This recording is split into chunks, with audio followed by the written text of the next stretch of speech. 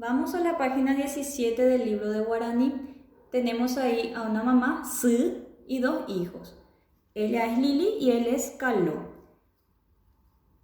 Ellos se fueron a la casa de mamá y le preguntaron, Caló Lili ojo y Surendape Haoyerure Shupe. Le pidieron. ¿Qué le pidió Lili? Le dijo, Ikatupa Sheputivo Añemonde Hanwa. ¿Me puedes ayudar para vestirme? ¿Qué le dijo Caló?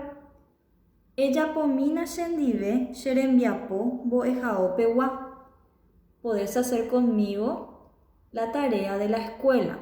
¿Y qué le respondió mamá? Oipora poiputivota. ¿Está bien? Los ayudaré.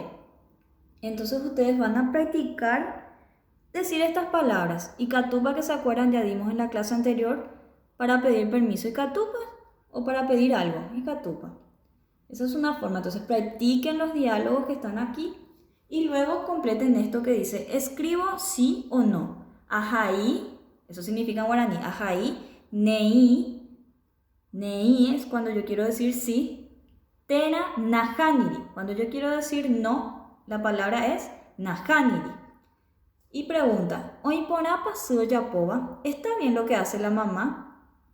Y ustedes van a responder ahí en los cuadros si es sí o no, y acá al lado la traducción en guaraní, nei o najaniri, lo que ustedes piensan. Eso sería. Hasta ahí.